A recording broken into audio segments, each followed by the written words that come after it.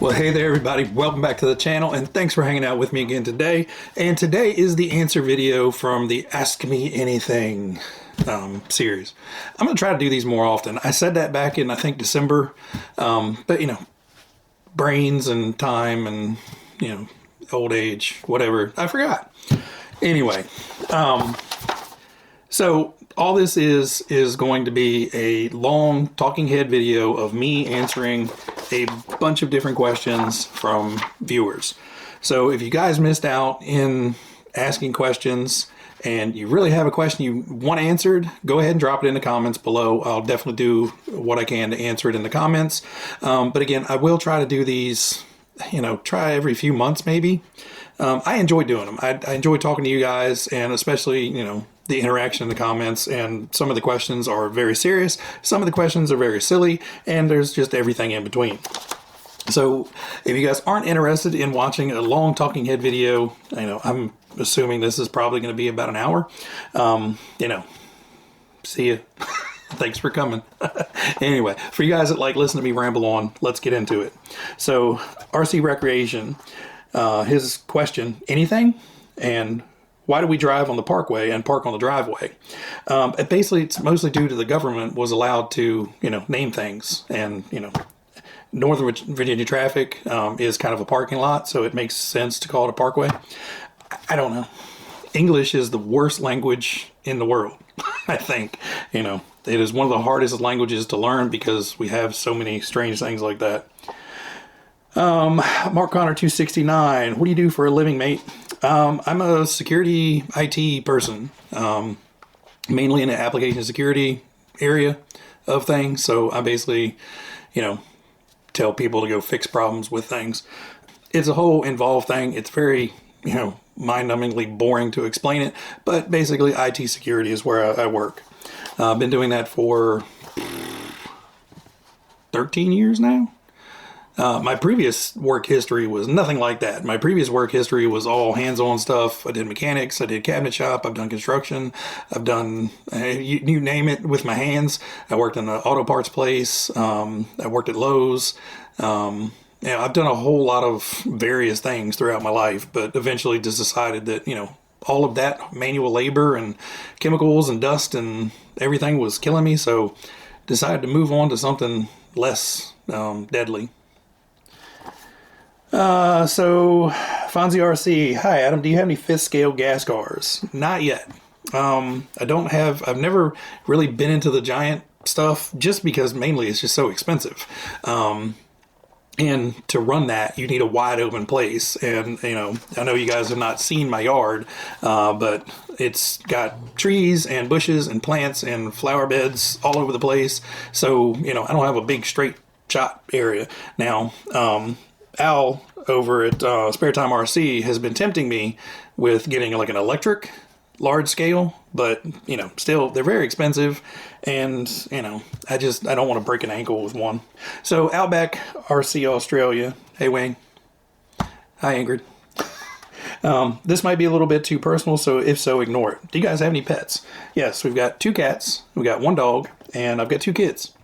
So I've got a wide variety of animals running around.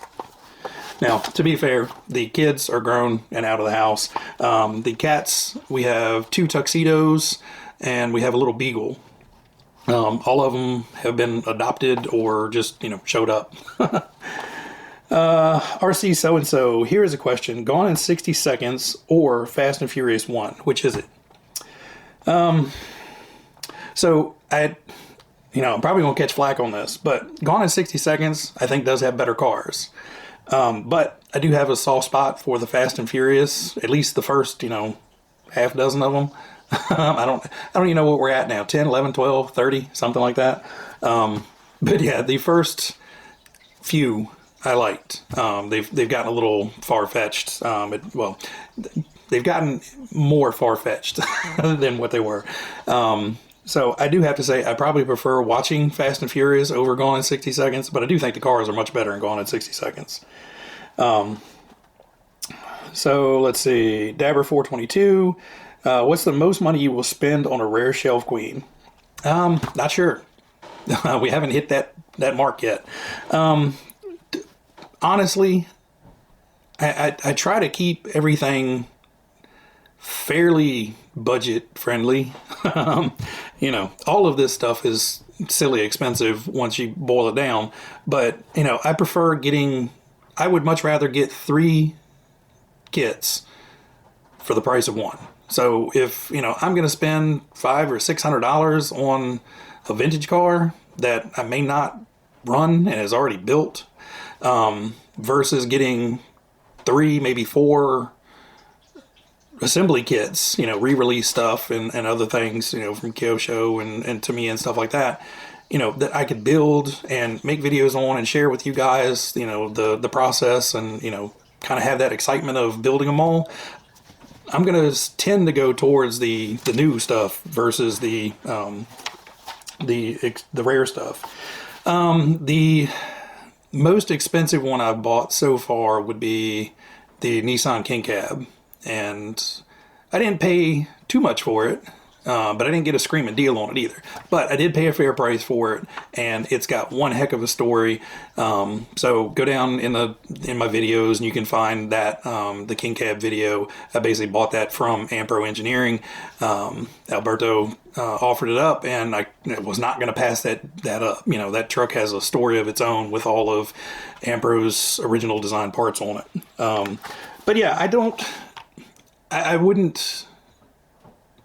think I would go much more than $600 on a kit at this point.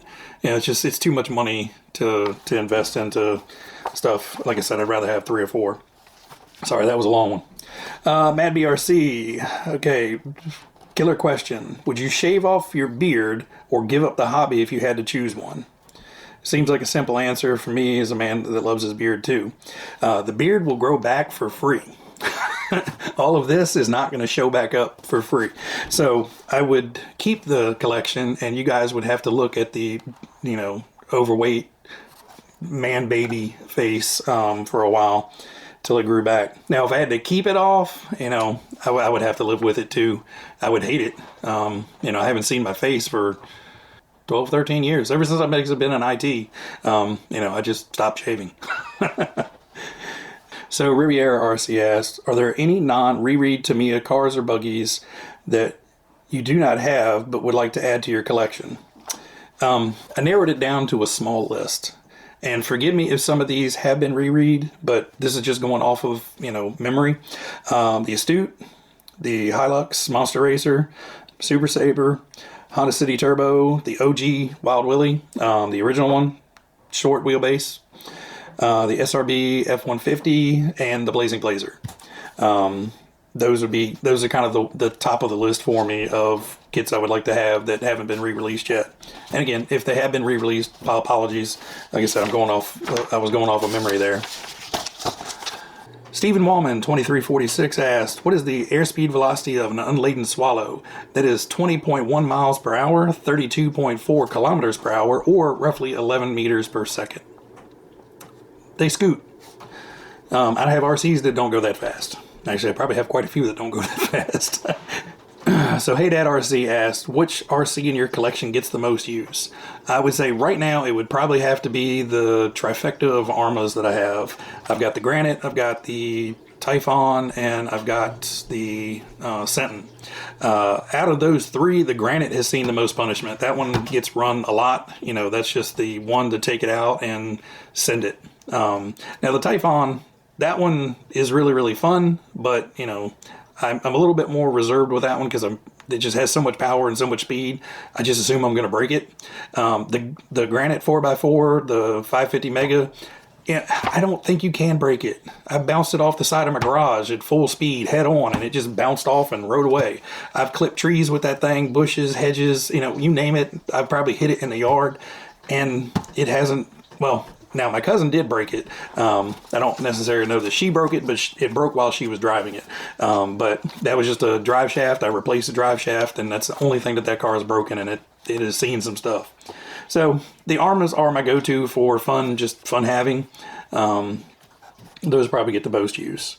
So another one from Outback RC Australia. Good day, Adam. What's the masking tape brand that you prefer? And what width do you have? Also, would you tape would you use tape to mask larger areas or save your tape and use plastic or paper, etc.? So for the most part, I use frog tape, which is the green painter's tape. I just know that from my experience and my usage, the frog tape seals a little bit better, and you can actually see it seal better when you're kind of rubbing it down and smashing those edges down. Blue painter's tape, you know, it depends on what you get. If you get 3M, it's pretty good. But, you know, they have 83 different flavors of it. They've got low tack, high tack, medium tack, wet dry, dry, long term, short term. And there's like 148 rolls of blue tape and Lowe's, and I'm just like, I don't know, I'm going to get the green stuff that works good. So simplicity and effectiveness there. Now, that's for larger stuff. For the smaller stuff, I use the Tamiya, like the rice paper tape. I'm actually falling in love with that stuff. It's super, super thin. It sticks really, really well. There's no stretch in it. And, you know, if you have to overlap pieces to go around areas, I've yet to really have any paint bleeds where the tape overlaps. I think it's just because it's so thin and it's got such a good adhesive that it works well. I do have a few rolls of the Tamiya vinyl tape. I thought I was going to really love that, but you really have to be careful with that stuff. If you're stretching it at all, it has a tendency to want to lift in areas, especially, you know, you put a coat of paint on it and everything looks fine. You put a heavier coat of paint on there and it seems to like soften up the vinyl, and it wants to peel in certain areas. And if you're not looking when you go to respray it, next thing you know, you got paint bleeds and everything like that. But so pretty much the green frog tape and the Tamiya kind of rice paper tape are my favorite ones, and I have multiple widths. Now, as far as masking off big sections of body, I have used plastic and paper and stuff in the past. Pretty much I just go to, you know, I'll do the fine taping with the green tape and the Tamiya tape, and then I'll just blast out the big, you know, 2.5 inch wide blue painter's tape and just mask everything else off with it. Just because I know I'm more particular on how it goes down and making sure I don't have any gaps where overspray is going to come in. With the plastic, I feel like I have gotten lazy in the past and, you know, gotten little sprinkles and stuff where, you know, something has moved. So, all RC fun. Trey, do you still use your custom detail paintbrush for tiny parts? So Trey, yeah, mostly by accident now. But what he's talking about is... you know, I have used a stray beard hair or two to try to paint in fine lines. You know, pretty much anything's a paintbrush if you put paint on it and touch it to stuff. So, you know, but no, at this point, I really don't paint that much detail stuff. I did that back when I was painting, you know, miniatures and stuff, and I've tried it on the driver figures, but the driver figures just don't have as much detail as the little miniature gaming miniatures do. But, you know, Robert Pezza, Scale Rat, he also has done that before, and it cracked me up when he said that he had done that, because I'm like, oh, okay, I'm not the only one. But at this point, normally if I have paint on my beard, it's because I've looked too closely into a body shell that I just painted, and next thing you know, I've got paint that I'm trying to get out of my beard. So Herbie RC Paints 53. If you could only have one RC, what would it be and why? So if I could only have one RC, you know, if I could just go out and buy one RC and that's the only one I could buy, I would probably get one of the, you know, Arma 3 or 4S bashers and just beat the snot out of it and just enjoy it. You know, I don't want, you know, an 8S or a 12S or, you know, I don't need anything that's going to be 48 pounds and goes 114 miles an hour. You know, I just want something that, you know, would be an all-around good thing. Like I said, that little Granite that I have, I love. It's a blast on the track. It drives really well. It's really stable, and it just goes anywhere. Gravel, dirt, grass, it doesn't care. It just drives. So if I was to buy one and that would be the only one I would get, that would probably be, you know, what I would go towards. Just, you know, a complete fun haver. It wouldn't be, you know, a shelf queen or anything like that. So Annie Robinson RC. So short and sweet. Adam, if you would ever come over to the UK, would you like to meet up and do a YouTube collaboration video? Take care, buddy. Hell yeah. You know, I would love to be able to go to the UK and just do a tour around the UK and just hit everybody over there. Andy, Mark, Rob, RC so-and-so guys. and forgive me if I'm forgetting RC Dom. You know, there's just that whole area over there. There's just so many great guys that do wonderful videos, and I would just love to go hang out and spend a day with each one of them. I don't think my wife would care that much for a UK vacation. It was all, you know, RC related, but you know, if I get her to the United Kingdom, it may happen. We'll see.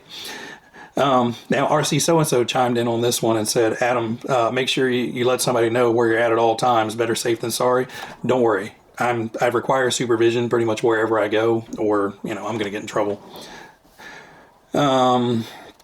So, Paul, begin. Hey, Adam, have you had a model or models that for whatever reason you sold off and then regretted? I recently managed to buy again my first ever RC, and a Kyosho RS 500 Cosworth, wondering if the Tamiya paint remover is any good. Regards, Paul.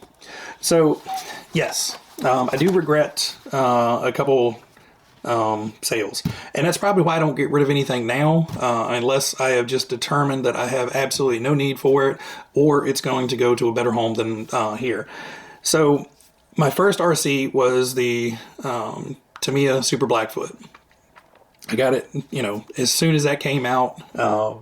I got that truck, and I love that truck, and I beat it to death. So by the time I got rid of it, to me, it was just, I mean, the suspension arms wiggled all around, you know, every bushing in it had play, the tires did this, you know, it was just worn out.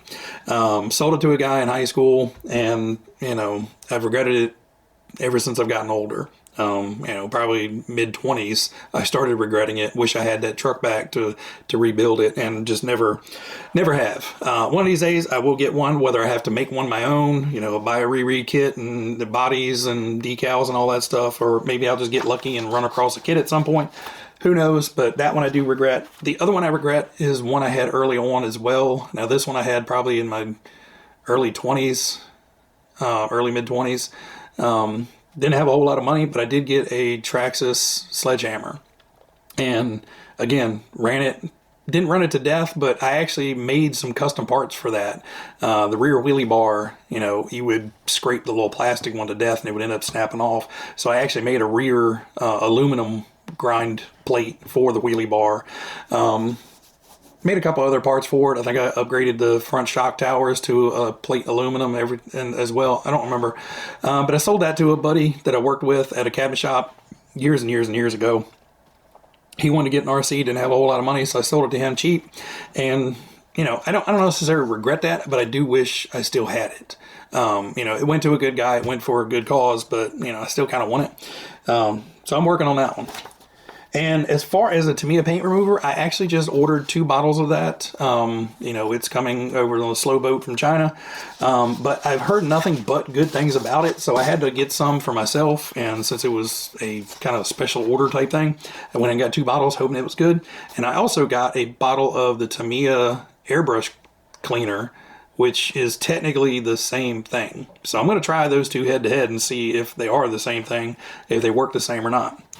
All right, so we're at page 3 of 5 now. So we're getting there. We're almost at the halfway point.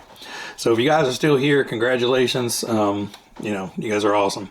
So Peter Edwards, do you think you would ever build any modern race day buggy kits? Yokomo, X-Ray, Team Associated on the channel, or do you prefer the vintage style buggies? It's something I'm tempted to do so I can have a modern and vintage in the collection, and also to see how much different the new models are. Spare parts would also be easier to get a hold of. Maybe. I would love to build, you know, some modern day race buggies, you know, a nice Associated B4 or something like that. Even, you know, what is it? There's a new Yokomo, the Rookie something or other. I looked at that one as well. But, you know, I would like to get at least one high-end race kit. It's so far above my skill level, so far, you know, it's far above my knowledge set on setting up all that camber caster, rake, and everything that you can adjust on those. So some of that technology would get lost on me, and for my little, you know, dusty, crusty track out there, you know, it's not going to be set up for ultimate high grip like a lot of those cars run on. But anyway, yes, I do see the draw of wanting to have all that technology and to see how much different it is than something, you know, like this, or even something like the Optima. you know, to have all that adjustment, to have all those tweaks, and to just feel how smooth and everything went. Now, I did get a taste of it. That Dirtmaster from Kyosho, you know, that was a high-end kit years and years ago, and putting that together, you know, everything just felt so good. You know, the shocks, you know, they're plastic shocks, but they felt great. You know, everything about putting that kit together was really nice. So that one was a good compromise. It has the vintage look, but it has more of the refined, newer car feel. So I'm hoping all the manufacturers out there are seeing how well or how requested some of these things are. So that's coming from my group, you know, the We Like Old Cars guys. I don't know how the masses feel about them, but I know everybody in our circle that likes the older stuff really seem to gravitate towards that Genova and the Dirtmaster of the new old kind of look. Whether I'll get one or not, I don't know. Again, it kind of falls down to that price comparison, that yin yang of, you know, if I'm going to spend $400 or $500 on a kit and then put another $200 worth of, you know, motor ESC combo in there to, you know, mesh well with such an expensive kit, you know, is $500 or $650, whatever, is that going to be worth it to have that one car? Or could I spend, you know, $500, $600 and get 3, maybe 4 kits for the channel and for my own collection that I don't have yet? It's a hard decision to make. But yes, I do see the allure. I kind of would like to have it, but you know, that would be another level of, you know, kind of a money is no option or no. That's just a kind of a higher level of where I'm at the moment, but we'll see. I do like them though. Yoda Dark Side. So what Tamiya and Kyosho vintage models would you like most to be re-released? There's so many have been done over the years, but so many haven't. I'm personally praying for a re of the original Astute, King Cab, Raider, Laser, ZX. If you were only able to keep one RC car, which would it be and why? Man, what's the most amount of damage you've ever had in one go as a result of a single crash? So we got 3 questions there. So the first one, you know, the 3 that came to my head first off is the Blazing Blazer. I would love to see some of the lower end Kyoshos come back out. And not to bash on them, but they weren't their race kits. So like the Raider and the Rocky, you know, I would love to see those come back out. They were really, really nice cars, but they just don't, you know, they're not the high end, you know, all aluminum chassis and belt drive and all that stuff that some of the legendary cars are. You know, the Scorpion's kind of like the lowest end car that the legendary series has. I would like to see them go a little bit lower and offer up some of the plastic tub chassis and, you know, drop that price point down. You know, if you could sell Rockies or, you know, Raiders for $220, $250, I am sure they would sell all day. Now, Kyosho's not known for having vast amount of supplies and vast amount of parts, so, you know, there's that. But you know, there's a lot of cars I would love to see re-released. How high they are up on my want list varies. You know, sure, I would love to see a 959 get re-released. Personally, I don't really care. The 959 for me has not as much allure as a lot of the other ones, even some of the lower end kits. You know, it's an icon for sure, but it's just not high up on my priority list. And I know you probably just died a little bit inside, Yoda. I'm sorry. I know you love your 959s, but you know, they're just not on my top shelf. You know, I'd have a laundry list of cars that I would prefer to get before I'd get that, but I would love to see it re-released because there are so many people out there that would want it. Anyway, let's keep moving because this is rambling on. So if I was able to keep one RC car, so this one I'm going to take different. So the other one kind of said, you know, if you could only have one RC car, what would you have? I kind of took it as what would I go buy if it was just my only one. This one I'm going to look at it a little bit different. And I think somebody else asked a very similar question. Give me one second. Yes. So Martin, you also asked this one as well. If you had to sell your collection except one, which would you keep? So I'm going to kind of wrap both of these up together. So if I had to get rid of everything and only keep one kit, honestly, I think I would keep the Grand Hauler. Mostly because that one has probably the most sentimental value to me at this point. You know, a lot of these cars I'm very attached to. You know, the Falcon. You know, Bryce sent me the chassis that was in really great shape. You know, this one is a cherished car, but it doesn't have as much sentimental value as the Grand Hauler does. And the Grand Hauler has a lot of sentimental value to it because that is what I feel really kicked off the channel and, you know, was the start of this growing into what it's become. You know, I would still be, you know, farting around and putting out a video every now and then, but when the RCL reached out to me, you know, one, I thought it was a scam. So I had to verify who he was through another YouTuber who had already been gifted. And, you know, turns out it was legit. And we talked and, you know, he gave me a price point. And, you know, with the points I had and the coupons I had for Tower Hobbies, that truck alone fell into its price point. And he was like, if that's what you want, sure. And, you know, I got the Grand Hauler. And then, you know, out of the kindness of his heart, and, you know, if you guys don't know the RCL, you know, just search it RCL and you'll find dozens and dozens and dozens of videos from all different YouTubers. But he has helped me out tremendously, and he then sent me the MFC unit for it. He actually sent me the trailer for it. So basically that was, you know, that whole kit, you know, was supplied by the RCL. I absolutely loved building that truck. I love everything about that truck, the looks of it, the sounds of it, you know, the way it runs. You know, I just adore that truck to pieces, and that would be the one I would have to keep. You know, I don't run it very often. You know, I'll take it out in the garage, put it on the floor, run it around, back things into things, and, you know, all kinds of stuff. But, you know, I would prefer to keep that one over any of the ones I have in the collection. Now, I have a lot of really nice ones, and, you know, again, this one was just donated to me by a viewer out of the kindness of his heart. I am still blown away by the collective kindness of the RC community out there.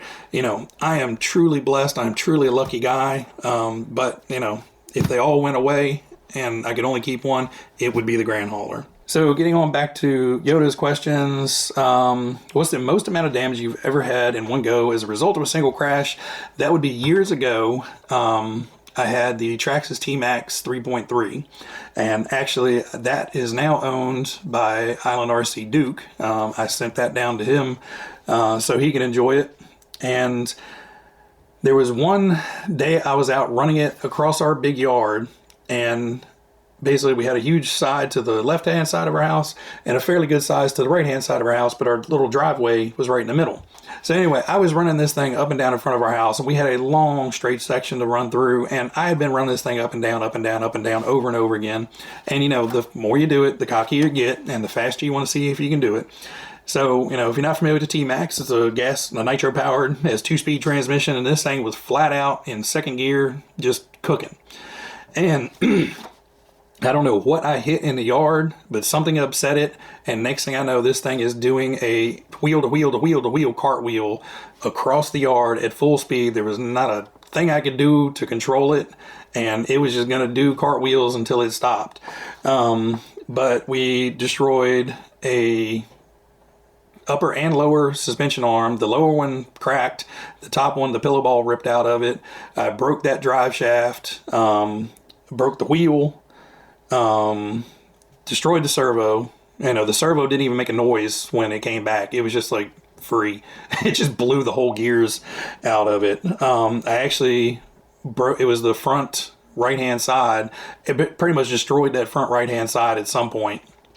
And, you know, tire goes flying off into the ditch. The rear drive shaft actually twisted and broke at the yoke, so I had to replace the rear drive shaft. But yes, that one was, you know, felt like 30 seconds of full speed tumble, parts flying off. You know, I could see little glints of stuff flying out, the front drive shaft bits, rear drive shaft bits. You know, it was a mess.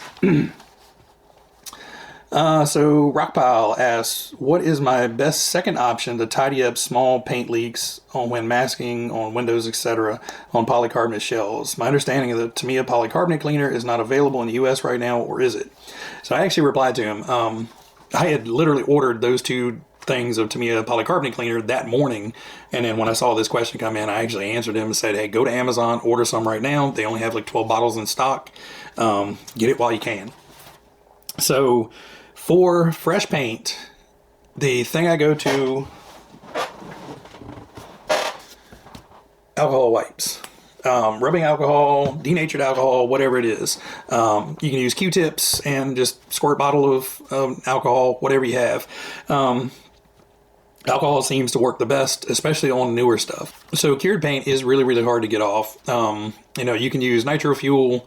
I've seen that done. I've never done it before. I think I tried it one time just as a goof to see if it would work.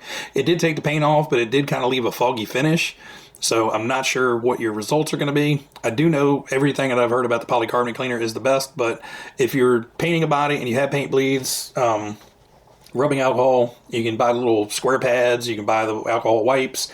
Like I said, you can just use Q-tips and a bottle of alcohol if need be. But that's about the best that I can come up with for, that's the best I've come up with for cleaning up stuff. So Mateus RC, do you enjoy slow RC as much as fast one? Now I do.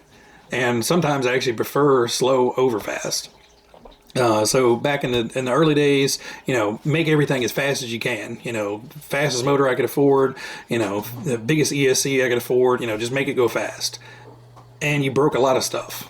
And at some point, my late 20s, early 30s, you know, I was like, I'm tired of fixing the cars every time I take them out. You know, broken drive shafts, broken bumpers, you know, broken this, broken that, it was always something. You know, it was a miracle if I came back inside, if I took 2 or 3 cars out to the track, if I came back with one that was still running, it was a good day. So I slowed things down, and with these cars, you know, I build them up stock. A lot of times I will put, you know, a sport tune motor or something in there, but I'm not putting brushless in any of these. They're not meant for that, and I don't need it. I don't need to go super, super fast. Now, I do like the Typhon. I love that thing. It is nuts, and that's about as fast as I want to go. You know, I would love to get out with like Al one day and you know, drive one of his trucks just to see how fast it actually is, and I'm sure I would love it, but I'm not super into the speed anymore. I actually prefer, you know, going out with a crawler just to clear my mind. And my battery's gonna die. All right, so unfortunately the camera battery died. So, and then when the camera battery died, I got called up for dinner. So pretty sure I left off with, I actually prefer sometimes running crawlers around, just because, you know, that slow and methodical driving of just trying to drive over stuff, and, you know, it's one, relaxing, oddly. You know, you're trying not to break the truck, but, you know, it's very relaxing. And, you know, it's just, you're totally concentrating on driving it, and, you know, there's no more work and, you know, to-do list items or, you know, thinking of anything else. You're just kind of focused in on that moment. So slower is sometimes more fun than, you know, any of the faster ones. Now, the corny ones that wheelie and are really silly, you know, those are kind of my second favorites. So Paul Herrick says, do you like putting together an RC car or modifying it an out-of-the-box RC car?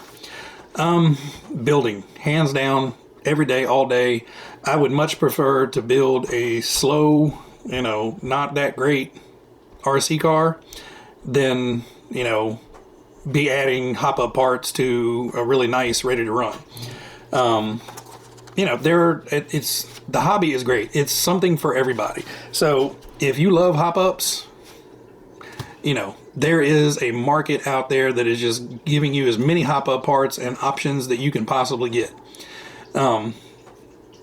If you want, you know, slow and detailed, you can build a little dollhouse trail truck and make it look like exactly like your one-to-one and everything.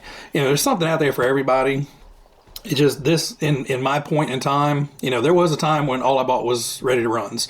I had 2 Rustlers, a Bandit, and 4 or 5 other different brands. The HPI Wheelie King I had.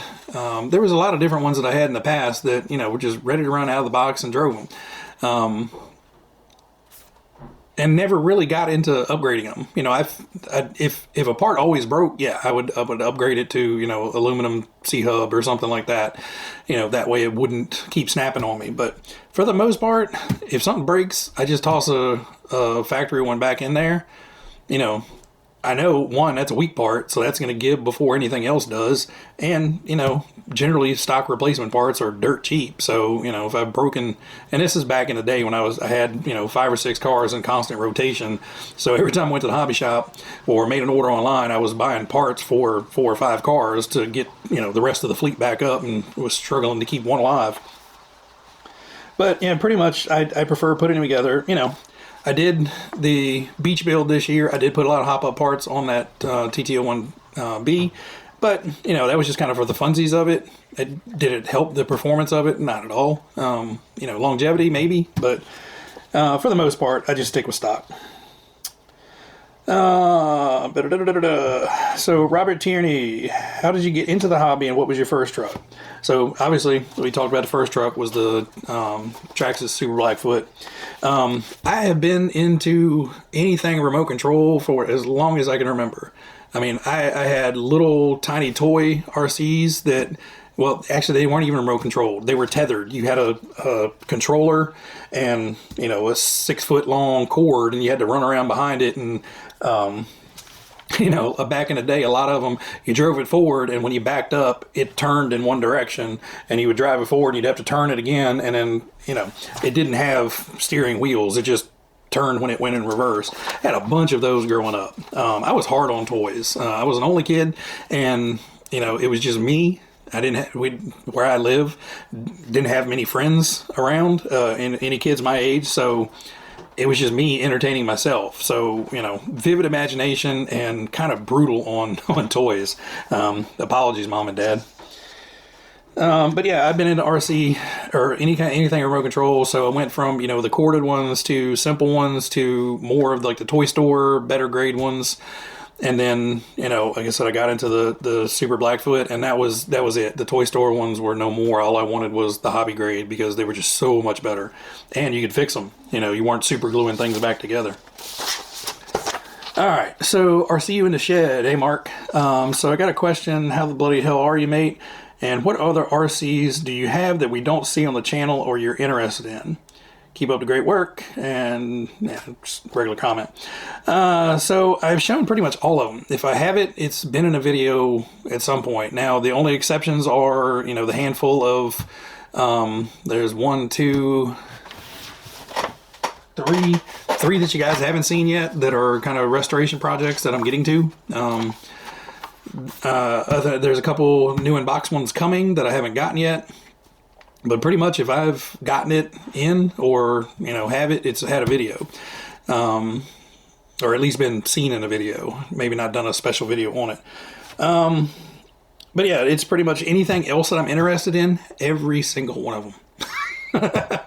You know, I would love to have, you know, 500 more things. You know, all those little FMS trucks, I would love to have a bunch of those.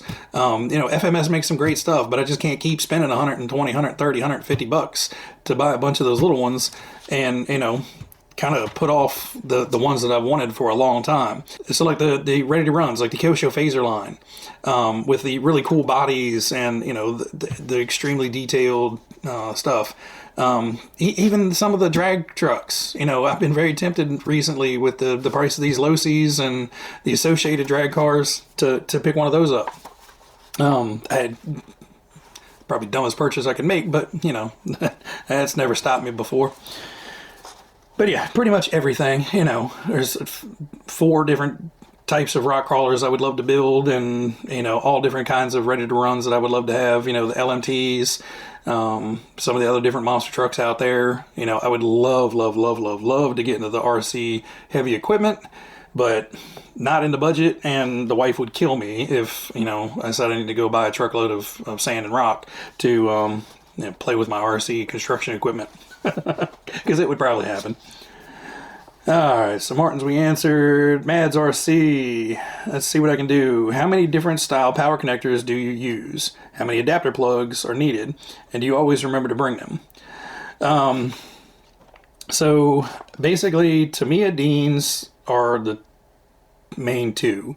So pretty much all the Tamiya ones, I just leave the Tamiya plugs on. I don't run any of these things on LiPo power and brushless. They're just all stock motors, and I just use the nickel metal hydride packs in those. So pretty much all the Tamiyas and the Kyoshos all run the standard Tamiya plugs.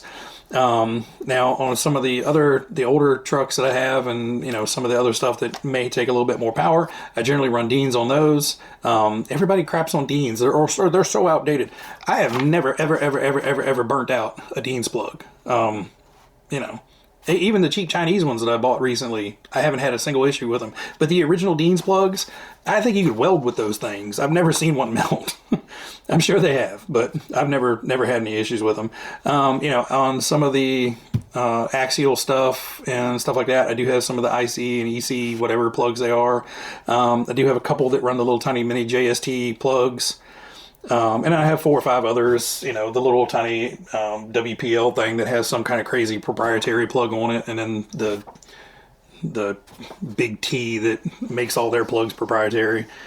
But most of the big T ones that I've cut the proprietary plug off and put on Deans, as I refuse to use their battery connectors. Empty Pockets RC. When do we see some more food tasting? Would love to send some from, don't yell at me if I mispronounce this, Okanagan's finest? Not sure. It's Canada. Maybe some Hellish Relish, some jam from the Jammery perhaps. So I had to look that up to see where it was. And you're basically southwestern Canada. Basically right above Washington. And it looks beautiful out there. All kinds of wineries and orchards and everything. It looks like a beautiful place, so you're lucky to live there. I'm not opposed to it. I just don't want it to get out of hand. I don't want anybody, mailing me a can of that rancid fish, Stromberg, whatever it is. I don't want somebody sending me the, world's spiciest chip challenge stuff. I'm not going to eat any of that crap. My stomach is a tender little guy, and I can't. But, if you have good tasty stuff and you want to send it to me, drop me an email and we'll talk. And, maybe once a month or so, I'll have a little, Addam try something new. I'm not opposed to it, but, I kind of wanted to squish it before it got out of hand and I started getting weird stuff in the mail. Okay, so Dirk over at RC Birds. Which is your most favorite kind of RC car? Buggy, monster truck, basher, crawler, etc. I would say probably buggies are my first choice, just because, growing up when I was getting into and wanting to get into real RC, buggies were the king. And then by the time I gotten into RC, there was about equal amount of buggies and, truck type things available. For where I live, the truck was much more of a better buy for me than a buggy.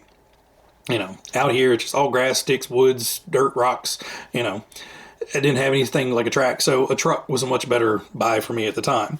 But, I love them all. I don't really have a favorite. I think I still lean more towards the buggies just because of the classic looks and styles of them. But pretty much anything that looks classic, I love the buggies. I love the old stadium trucks, the old monster trucks, all that stuff, and over the last 3 or 4 years, I've really started to grow more towards the oddities, everything that I overlooked when I was growing up, So some of the cars that Tamiya made back in the day, the Striker and some of those other ones, I just looked at those and I was like, what is it? I don't understand. It's like I want a fancy buggy that I've seen win championships. Of course I can afford those, but, I'm leaning more towards the oddities and the interesting and the unique ones. I just find them very, very interesting and, just appreciate them more for what they were designed for and after.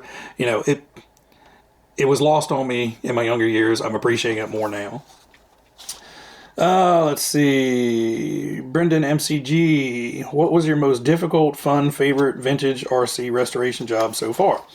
None of them have actually been too bad. And I say that because I'm not really doing a full restoration. I'm like this one, tore it completely down, cleaned it all up, re-greased it, just inspected everything, polished some bits, put a new body and shell and stickers on it, and it is what it is. It's a refurbishment. It's still got scrapes and scratches on there. I didn't go crazy and start replacing everything and making it a new shelf queen. But, you know, it is good enough for me that it's my shell queen, and I appreciate them.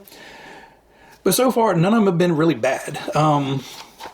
The RC10 that I'm working on cleaning up now is a mess. They never rebuilt the shock. They just kept dumping oil in it. So the whole front end and the whole rear end was just literally caked with oily, black, gooey gunk from years and years and years of leaky shocks and no maintenance. So trying to clean up all that stuff and trying to make it look presentable has been messy. But for some reason, I really, really enjoy getting in there and cleaning them up. You know, if I'm putting one of these together and something doesn't fit right, you know, I might fuss at it for a minute. Be like, oh, this is crap. You know, I get these mold seams in here. Geez, could do a better job. But for me to sit down and polish a hinge pin, get all the little surface rust off of it and polish it to where it's nice and bright and shiny and smooth and works well on an old restore project, you know, I'll do that for an hour versus, you know, the 2 minutes that I'm fussing to scrape out a mold line on a new kit.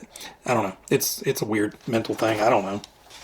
All right. I believe, yeah, we are on the last page. So you guys are in the home stretch. You know, if you got to get up and pee, you know, pause it, go, take a break, get a drink. I need one.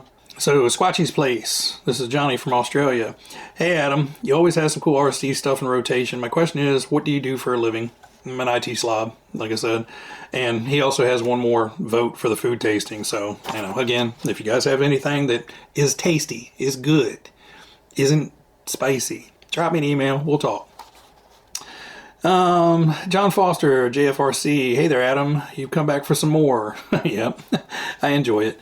Out of all your RCs, which are the 3 RCs that rank the most frustrating to build? In contrast, which 3 were the most pleasurable to build? Take care and best wishes. John always has some of the best comments. He's so nice. So, like I said, I probably, you know, fuss and cuss at all of them at some point. You know, just because something doesn't fit or I screwed up and didn't read the instructions right. You know, kind of favorite builds or most enjoyable. Again, the Grand Hauler. Even though it had some fiddly, frustrating stuff, especially with running the wires and all that, you know, it was probably the most involved and most rewarding build I've done to date. That big truck, it looks great. It runs great. I just love everything about it. The Fighting Buggy was another nice one. And the Turbo Optima is probably the nicest one I put together so far. You know, that thing, it looks fantastic. Everything snapped into place. Everything fit perfectly. There was nothing fiddly about that build. And I just enjoyed that from the time I opened the box until the time I was sitting here on the bench with the body shell on it.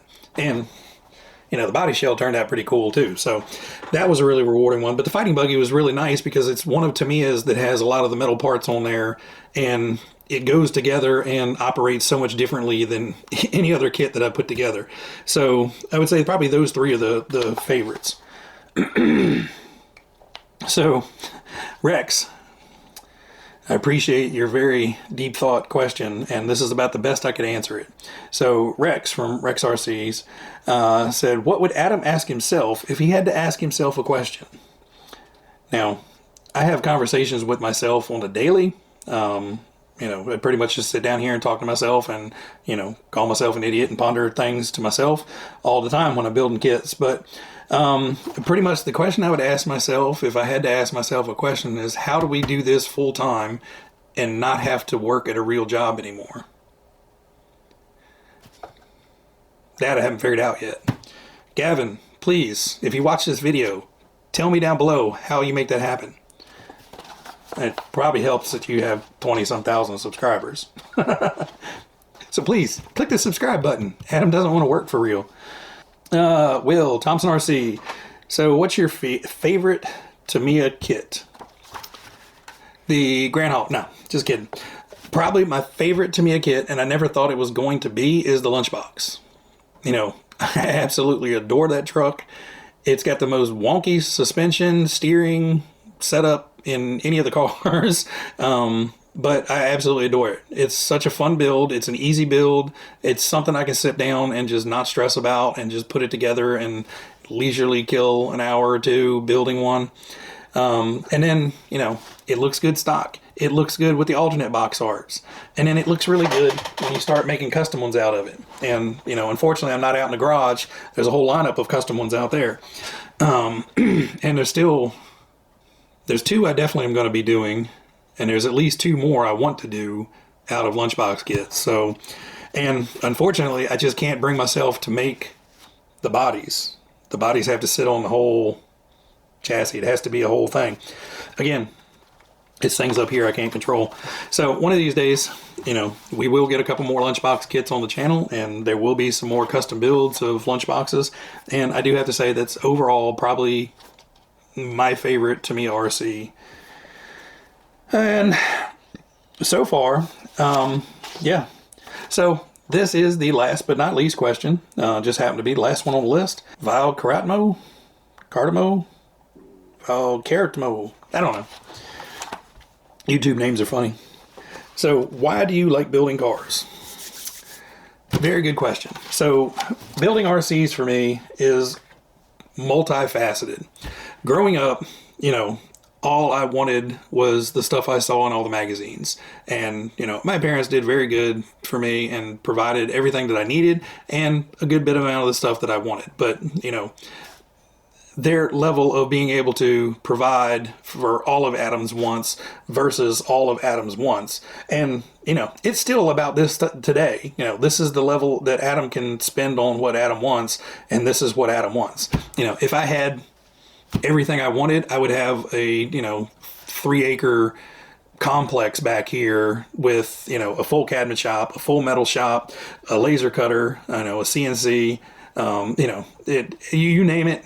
I would have a fun toy out there to, you know, build, make, create, fabricate, do whatever. You know, this would be like RCs meets, you know, Vice Grip Garage meets, you know, Addam Savage kind of thing, if I could have everything I wanted. But sorry, we're derailing from the question. So why do I enjoy building? One, it's, you know, fulfilling a lot of those little kid dreams of flipping through the magazines and seeing stuff like a Wild Willie and a Falcon and be like, oh man, that would be so cool. And, you know, you're flipping through these things and you're seeing this Wild Willie flying, you know, it's a still image, but you can tell it's just riding this awesome wheelie. And, you know, you got a Falcon coming down off of a jump and everything. It probably wrecked after the picture was taken, but in that picture, that thing was doing the most epic jump I had ever seen done. So, you know, a lot of this, and I am sure for you guys out there as well, it's fulfilling a childhood checklist. The other reason I love building is I have always done something with my hands. You know, even working in IT, when I made the leap from, you know, stop building cabinets and built-ins for people to going into IT, and actually there was a year in there where I was actually on the phones as a claims examiner, but, you know, I still came home and wanted to do something with my hands. I cannot not be fiddly with my hands. I'm either doing something artistic. I've done multiple different types of painting. I've done, you know, clay sculpture. I've done miniature, like, modeling. I've done miniature painting. When the pandemic hit, you know, I got a resin printer and started printing out, you know, dozens and dozens of little tiny gaming figures. I have never played Dungeons and Dragons in my life. Probably never will. But I enjoyed painting those little figures, and it got me something to do. It kept my brain and my hands occupied. I'm satisfying that creativity and that need to do something. And, you know, it's pretty much like every other hobby I've had. I kind of take it to extremes. You know, when I saw at one point I was doing what they call pour painting. I was watching videos on stuff on YouTube, and I saw this girl filling up a cup full of paint, flipping it over on a canvas and pouring it out, and then making this really sick looking design on a piece of canvas. Well, next thing you know, 3 months later, I've got, you know, a whole case of 100 8x10 canvases and 45 different colors of paint and all kinds of other gear, and I'm doing, you know, 6 or 10 of these paintings at a time, to where I think at one point I had about 120 of those paintings just sitting around here doing nothing. So I actually ended up going to craft shows trying to sell off these things. If I decide to try something, I'm not going to just, you know, dip a toe in it and try it. So with the RCs, you know, I have so much invested with tools and parts and, you know, creating this whole thing, creating that whole garage out there for these things. You know, I just absolutely love sitting down and exploring a new kit, a new build, a new chassis, a new body, you know, some people say, oh, well, you know, the TTO2 is stupid. They've made that 100 different times. Well, for most of those on-road cars, you know, it's a generic chassis floating around a really nice body. You know, sure, there are some really nice chassis out there, but, you know, you're going to be paying $400 or $500 for a really nice four-wheel drive on-road car. And 98% of us don't need anything that sophisticated, that fast, that cool, carbon fiber, triple deck, you know, all alloy type car. You know, you're buying that to get it because it's pretty most of the time. But, you know, I really appreciate all the engineering that goes into these things, the evolution of them all. You know, I can see parts from a kit made in 1986 that is still on cars today. And whether it's just good manufacturing, that they're reusing the same molds and same parts over and over and over again so they don't have to keep creating new, or is it just a testament that, you know, when they designed that part, it worked really well, so why not redesign the wheel and reuse it on this part? All right, we've strayed a long way from that question. Why do I love building? It's my happy place. I come down here, I'm satisfied when I do it. I have something when I'm done with it. I can enjoy it. You guys can enjoy it. I can sit it on the shelf and enjoy it. I can take it out and drive and enjoy it. You know, I could be building model cars and probably have close to the same amount of enjoyment, but, you know, they don't go zoom zoom. They just sit there. And, you know, a lot of mine sit around, but every one of these back here, unless it's being worked on, is ready to run. So I can pick up a controller, I can put a battery in it, I can take it outside if I want to and run it. And that in itself is some weird satisfaction to me as well, you know, just to know that, you know, this is like my own little shopping mall of RC cars. And, you know, what do I feel like today? Do I feel like a Monster Beetle or do I feel like a Falcon? And, you know, most of the time I feel like a walrus, but anyway, guys, if you guys made it to the end of this video, congratulations. I'm hoarse. I've talked an awful lot. I've rambled on, and I hope you guys enjoyed it. If you did, hit the thumbs up. If you guys aren't subscribed and you enjoyed it, hit the subscribe. If you didn't like it, bye. Sorry. You know, we're going to, again, don't hold me to it. I'm going to try to do these more often, and hopefully, you know, the more often we do them, you know, maybe it won't be an hour-long video, but if it is, it is. Everybody out there, you guys be happy, be healthy, be safe, and I will catch you on the next one. See ya.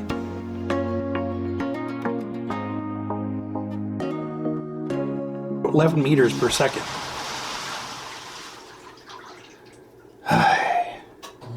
Toilet.